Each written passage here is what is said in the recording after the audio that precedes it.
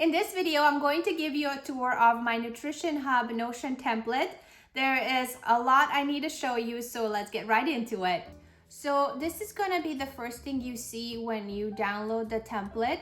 And before all of this starts to make sense to you, we're going to have to work backwards and build up the database so you can use this Nutrition Hub more efficiently. So there are two things that you need to fill out: Kitchen Pantry and the recipe book. And once you have that filled out, everything else is just going to be so much easier and quicker for you to work in this hub daily.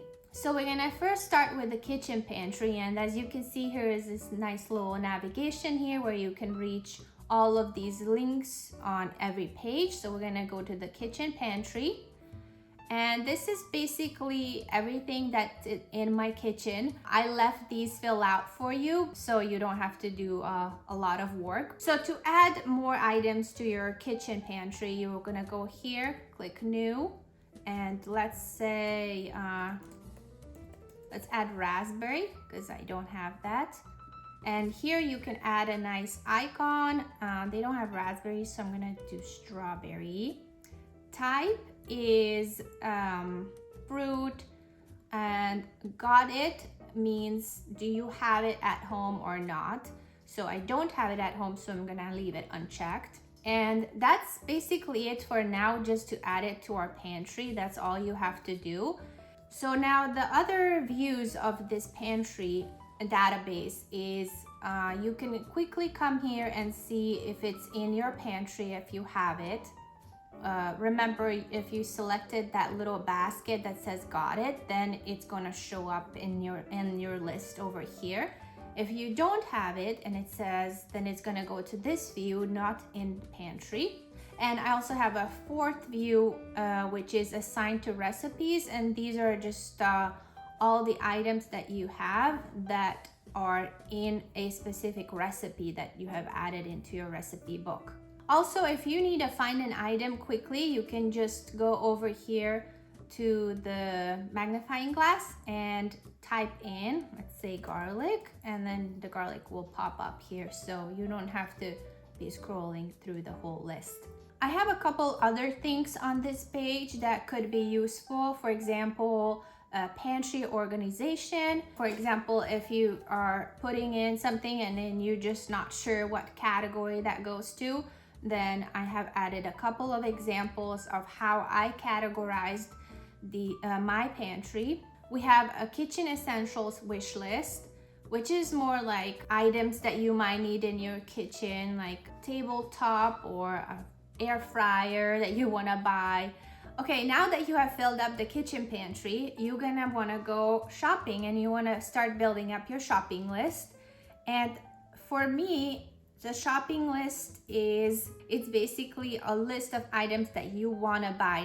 That doesn't necessarily means that you are going to buy it today or that they're gonna have it at the store, but it's added to your shopping list so you know that that's something that you need to get eventually.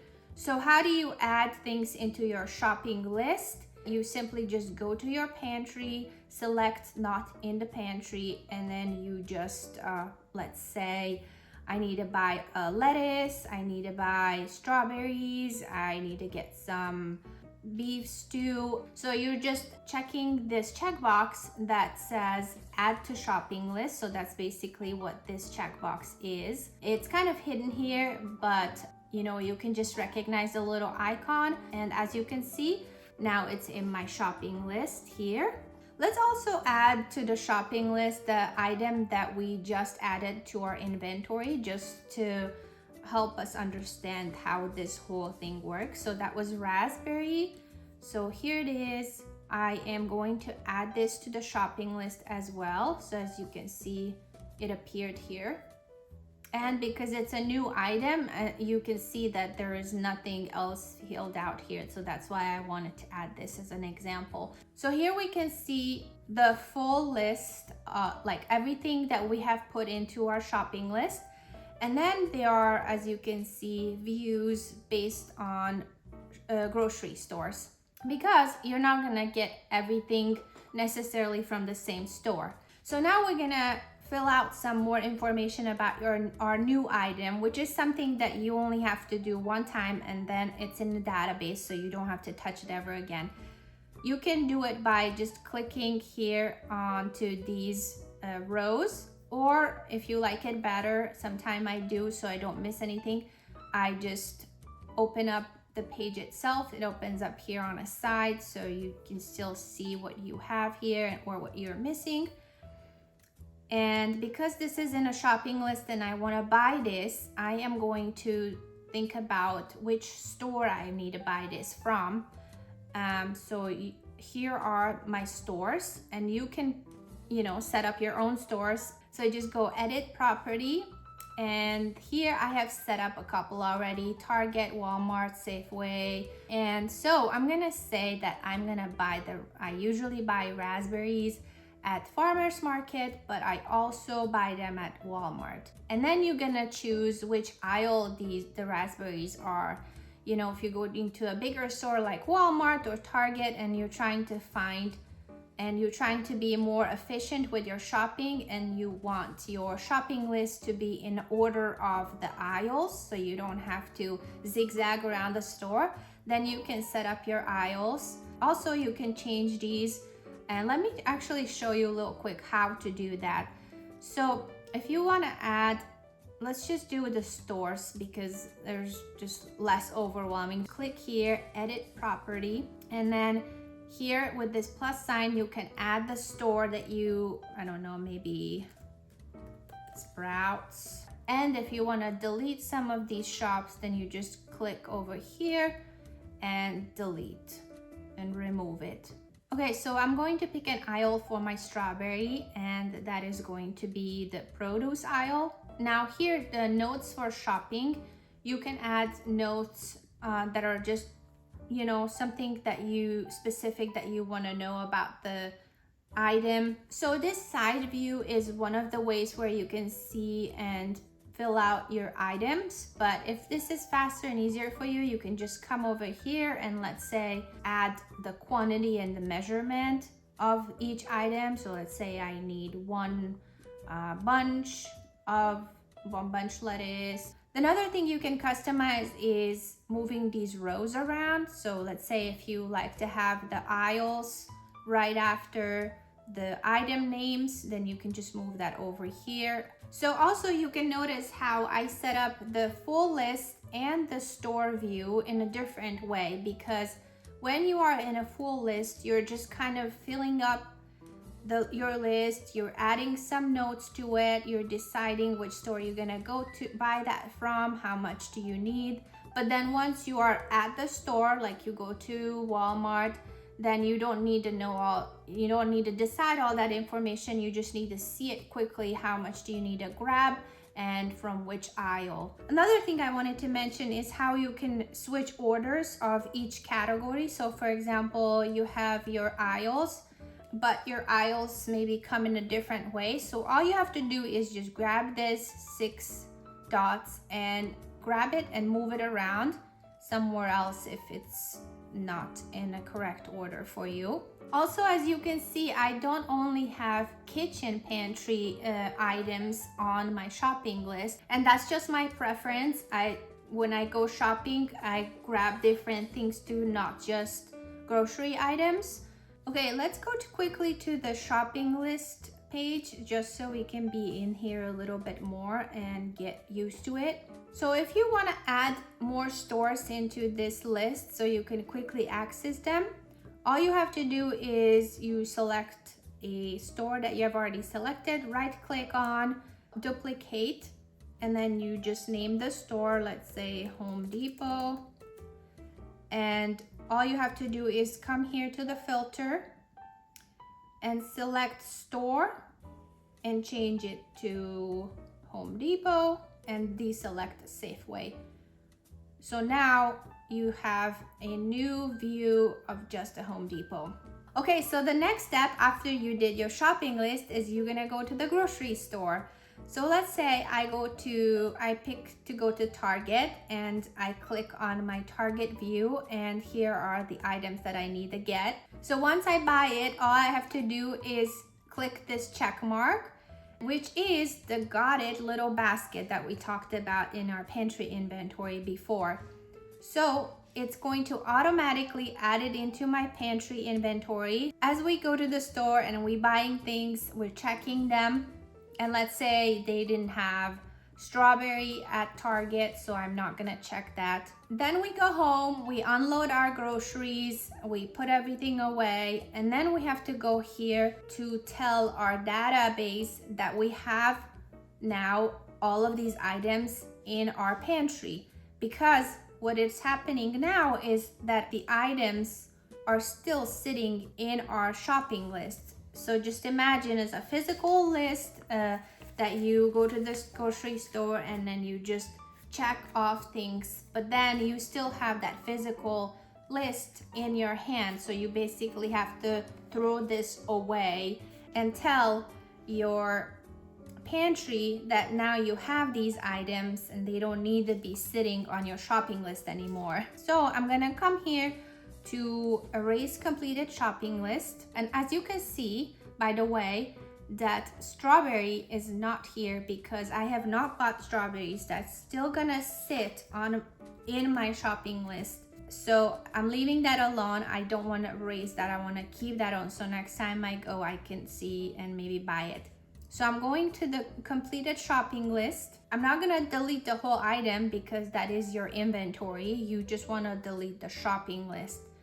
So you can do that by clicking here and selecting the shopping list check mark, or if you want to delete also the quantity, measurements, and notes because they're no longer relevant, then you can do that as well. I'm gonna leave the notes because it says organic here and I need to leave that here. So then what you're gonna do is just click here in the little corner and holding down, just select all of these, and then you're just gonna hit the delete and the whole thing just disappears. So now you have basically a clean shopping list page with nothing on it except the strawberry because we couldn't buy that. So, but that's why this is so helpful, because we don't have to enter items that we didn't buy.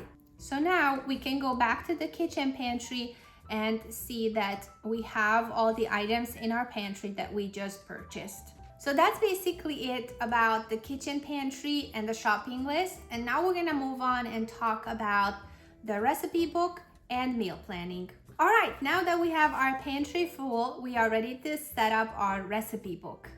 So here we have our recipes set up by categories, some cooking videos, if that's helpful to you. I don't really use it, but I wanted to provide it for you guys. And some sticky notes, you know, in case you need to write about something important here. And here we just have a quick list of all the recipes. Could be useful. Again, if you don't need it, just click and delete it. The more simpler the pages, the better, because the more likely you're actually going to be using this template, which I want you to do. Okay, so let's start with our recipe book categories. So first of all, we are going to start with entering a new recipe because, you know, first time when you open up this template, you're probably gonna start to want to add your own recipes into this. So you're just gonna come over here and select new, add the name of the recipe. Now with the course and cuisine, you can also, like you did in the pantry, give your own properties as you wish.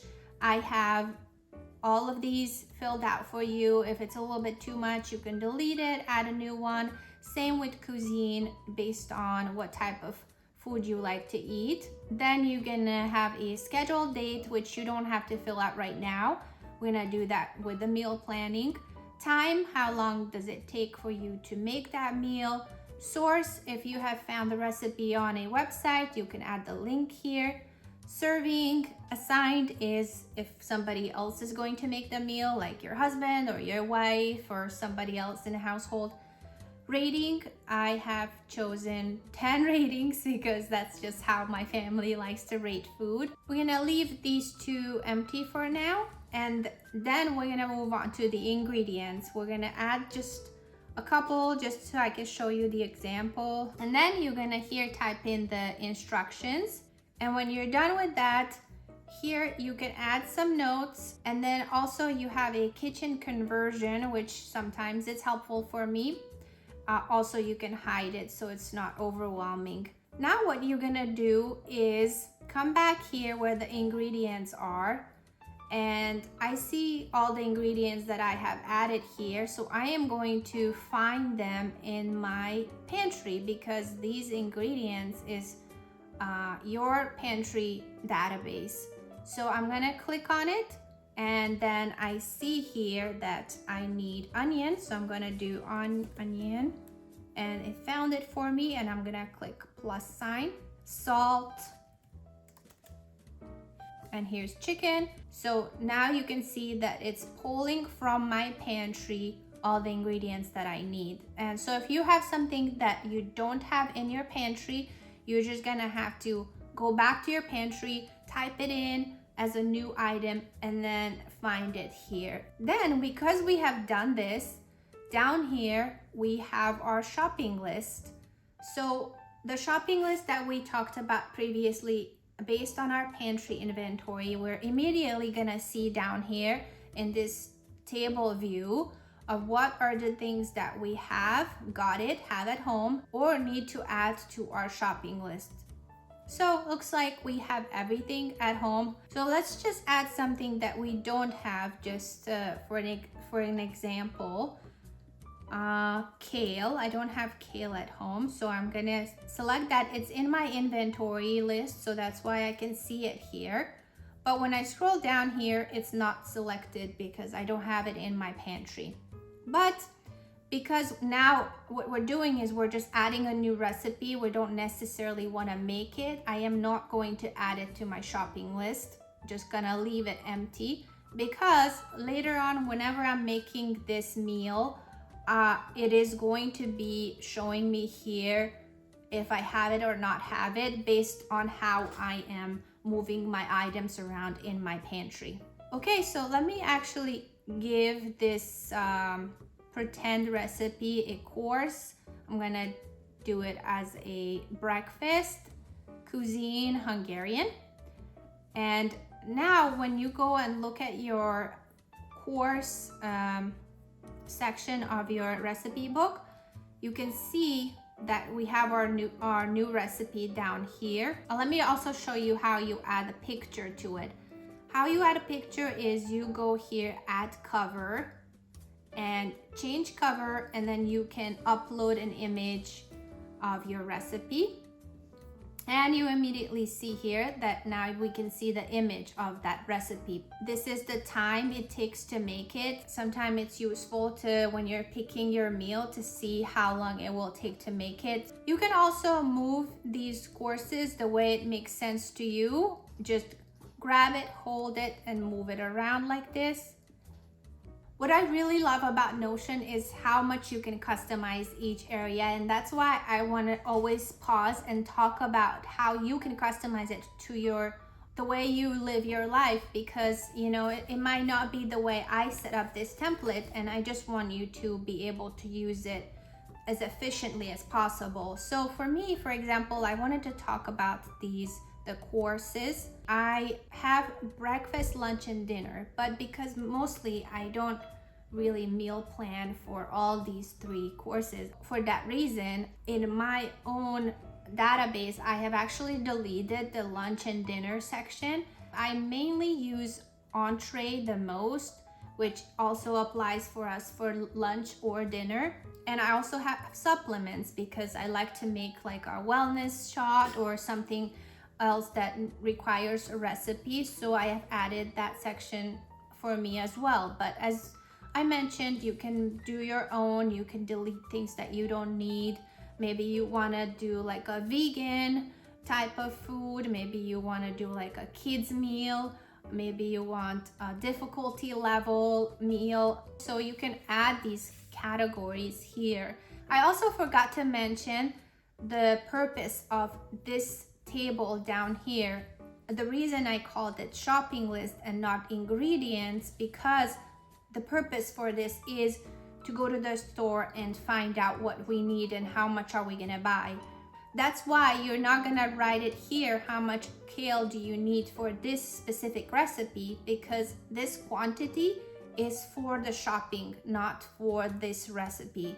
When I put it in my shopping list that I need to buy onions, I'm not gonna buy one onion for this one recipe. Like I'm probably gonna buy like a bag of onions. So for me, it makes more sense to, without specifying the quantity in my shopping list, it's enough if I just have it written down inside of my recipe book. And later on when we're talking about the meal planning, I'm gonna talk about this section a little bit more. So as you can see, every section of the recipe book has a reasoning for it. So if you skip a step, you might have later on missing parts in your meal planning or your pantry. So everything, as you can see, is connected and related to each other. That's why we need to have 3 areas for our ingredients. For example, this area is for when you're cooking and you're just going through your list and adding things into your recipe as you're cooking. And then this area here is for the shopping list and see what you need to buy for this specific meal. And these ingredients are important because this is what will auto-populate your shopping list. And also it will be useful. Let's go quick back here to our kitchen pantry. And when you go to assign to recipes view, you can quickly see, let's say you're gonna search chicken, and you can see that our new recipe is assigned to your chicken breast. And I like this section because if, let's say I bought way too much chicken and I'm trying to find what recipe I could make with it, I can just search it here, and here I have 2 ideas, the Tuscany chicken and spaghetti squash or my new recipe that I just added. All right, let's go back to our recipe book and see what else we need to talk about. Now let's see what pair with is for. So for example, if you have, like I have here this banana pancake, and I have to make a self-rising flour. So I made a separate recipe and then I linked it with this recipe. So it's paired with self-rising flour. So I'm making this pancake, and then I realized that I have to make this self-rising flour. Then all I do is I click over here and I can make the self-rising flour. You can pair like dressings that you're making or side dishes or salads, like whatever you want to pair with, or some sauce that you need to make for that recipe. If you want to add other properties here that you find useful or need, for example, nutrition list, calories, how much sugar is in the recipe, then that you can do that here. Just add properties, and then you're gonna choose what you wanna select. You know, let's say I'm gonna select text and I'm gonna say calories. And now here you can add the calories into the recipe. Or if you don't need something, you just come here as I showed you before and just delete the property, no problem, no feelings hurt. It's your recipe book. So here, when you are scrolling through your recipe book, I have views based on course, cuisine, and quick meals. Quick meals are usually something that you can make under 30 minutes. Also, what you can do is search based on ingredients. So you just go over here and type in like chicken that we did, and then chicken will come up here, and then you just select that and you're gonna immediately see all the recipes that has chicken in it. And now a little side note about all the properties that are showing up in these views, how you can change that or modify it. If you don't want these numbers here, or you want more information to be seen, how you do that is you just go over here, right click, edit view, and then properties. You can see I have 2 shown. I have the name, banana pancakes, and the time, which is all these numbers shows me how shows how much time it requires to make it. So let's say I also want to see the ratings. So I'm going to click the I here. And now you can see that the ratings pops up too. Let's say I want to see the serving or paired with. That could be an important part of this information. And then how you delete those is you just click like this. Okay, that's how you can customize your recipe book. You also have the kitchen conversion here in case you need to access it quickly. If you want another board view of a different category, how you can do that is you just click on one of them, duplicate it, go to the group, and then you pick what do you want the group to be by. So this one is by cuisine. So let's say you want to see it by a view based on the rating. So let's do the rating one. You go back over here and then you say rating. And now this view is going to show you all the food based on the ratings. So that's it for the recipe book. It's really not that complicated, especially if you put the extra time into adding into your kitchen inventory. So now when everything comes together, we're ready to talk about meal planning. The first thing you're gonna see is what are we eating today or this week? So there are essentially two ways you can start planning your meal and adding it to the calendar. One of them is that you just go to your recipe book. Let's use our new recipe as an example that we set up. Then you're just gonna come here to the scheduled date and put in the date when you're gonna make this. So for example, I'm gonna make it on October 30th. And then when you go to the meal planner and scroll down here where we have our calendar, you're gonna see that the new recipe appears in your calendar on October 30th. Now the other way to do this is I just inserted a copy of the recipe book here on a side of the calendar, just so I can access it easier and have the calendar view and my recipe book on the same page, and I can quickly pick out meals that I want. Now the calendar view, you can use it as a weekly view, or if you're planning for the whole month, then you just go to the monthly view and then you can see the whole month. The recipe book here on the side, I categorized them by course because I am mostly picking meals for entree. That's my main page now, but I can go down and say like just show me the breakfast.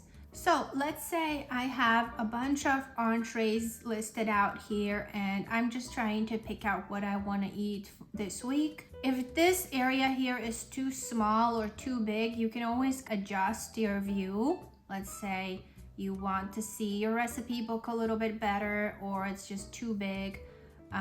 Then you can move these around, or you want to be able to see the magnifying glass to search certain recipes quicker, then you can do that here as well.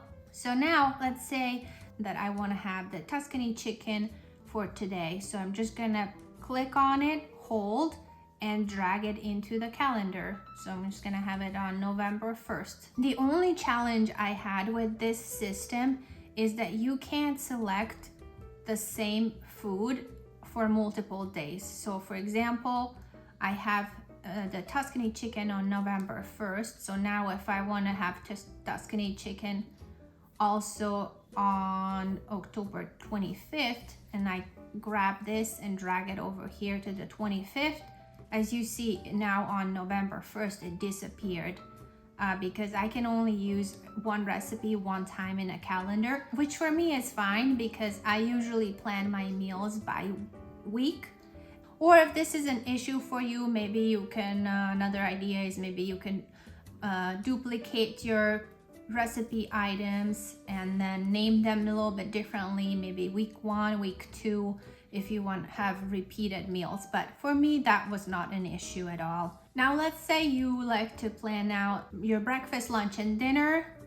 If you work your system that way, then you can drag multiple items into the calendar. For example, So let's say I'm gonna have the Tuscany chicken on the 18th, and then I'm also looking for breakfast for that day. And let's say I'm gonna have the banana pancake for breakfast. So I'm just gonna drag that into the same day. As you can see, you can have multiple recipes in under one day. And then if you change your mind and then you say you would rather have the banana pancakes tomorrow, then all you do in the calendar is you drag and drop it into another day that you choose. Another thing you can customize is choosing which properties you need to see or you want to see in your calendar. So I have selected what course it is, what's the cuisine, what's the rating, and how much time it takes to make it. You can also add if you're pairing it with something, and that kind of helps me to see like, okay, I'm having too many American dishes in this week, so I want to switch it up. Or this takes me too long time, and on Wednesday I'm not gonna have that much time, 40 minutes to make this meal. So that kind of helps you with a decision of what meals to choose for a certain day. And how you can change that, add more or take away, is that you just go over to the view title, right click, edit view, and go to properties. So I have 6 selected, and you can take some out, like let's say, oh, see, I also have the assigned, so I can see who each meal is assigned to. Let's say I want to know the serving, so I'm going to select that. I don't need to know what's its pair with, so I'm going to take that out, and things like that. You can switch around. Now, another really useful section that I have added to this page is the notes for the week. And this is going to be especially useful if you have specific plans on each day that are gonna interfere with your meal planning. I have filled out each of these days with a couple of examples just so you can see what this is supposed to be for. Okay, so now that you have selected all the meals for the week, the next step is that you go grocery shopping, or you find out if you have all the ingredients for these meals. Now, the way I do this is I go into each recipe and I scroll all the way to the bottom and I check the shopping list for that meal. And then I would just say, okay, I don't have kale, so I'm adding that into my shopping cart. And then you go to the next meal, you scroll all the way down. I need pecan, so I'm adding that to my shopping list. And then the third one, just go and select all of these items that are not in my pantry. Another useful thing you can do while you are building your shopping list is adding the quantities and some notes into your shopping list. So for example, let's say I don't have any ranch dressing and I want to buy it, so I'm going to select add to the shopping cart. But this is also a very good example of why I don't need to add quantities based on the recipe into this shopping, because I am not gonna buy ranch dressing how much this recipe needs. I'm just gonna go and buy a 1 bottle. And let me explain to you what do I do if I need to add the same ingredient into my shopping list from different recipes. So I'm gonna use the egg as an example, and we're just gonna add to our new recipe maybe 4 eggs, just so we can use it as an example. I'm also going to add it to my ingredients. And once I add it to my ingredients, it will appear down here in my shopping list. So now I want to make this recipe. I'm going to add the kale and adding the eggs. And I can say, I can look how much I need. I need 4 eggs. So I'm going to add the quantity 4. And I can also, let's say that I need a large egg. Okay, so I'm done with this recipe, and as I'm moving down my list and I get to the Parmesan zucchini, and Parmesan zucchini also have eggs in it. Now what happens? I go down and I see that the egg item has already have 4 quantity in it because I need 4 eggs for my previous recipe. So all I'm gonna do is see how many I need in this recipe. I need 2 eggs. So I'm just gonna add 2, and that is 6. So now I know that I need to buy 6 eggs. Now that we're done adding all the ingredients into the shopping list, let's just go over there and see if we need to have any updates or just check to make sure everything looks good. So here's our full shopping list. As you can see, here's the egg that we just said that we need 6, a large one. So you can see some notes here, the store I need to go to and which aisle that's from. And you can also notice that some of these items don't have aisle or store assigned to them, maybe because they were new items in your kitchen pantry. You haven't needed them to buy it yet, so you haven't filled out these sections, but you can do that right now. Now you go to the grocery store, buy all these items, checking them off as you go down the aisle and add them all into the got it basket. When you go home, all you have to do is just go here to erase completed shopping list. You're gonna just select all of this area here and hit delete. Just make sure you don't come here and delete the item because then it will disappear from your pantry. So now that we have deleted our shopping list, I can show you, for example, if we go to our kitchen pantry and you want to look up the eggs, and remember there was a number 6 as a quantity there for us, you can see that now the quantity is 0 because we have deleted it. And it also indicates that the egg is in the pantry now. So that is it. It seems maybe a lot of work, but over time it will become easier, especially if you make sure that you set up your kitchen pantry and your recipe book in a really efficient way. Then all you have to do every week is set up your weekly meal planning and your shopping list. And once you do that once a week or once a month, then all you have to do is go to your Nutrition Hub, the main page, and you're immediately going to see what is the meal for today or for this week, if that's easier for you. And you just turn on some good music, click that recipe, and start cooking. And that's basically all for my Nutrition Hub template. I hope that you find it helpful and useful. And if you have any questions or you need help with something, let me know. I can make another video, or I will reply to you. You can leave a comment or send me a message. And if you did purchase this template, thank you so much. I hope that you find it just as helpful as I do.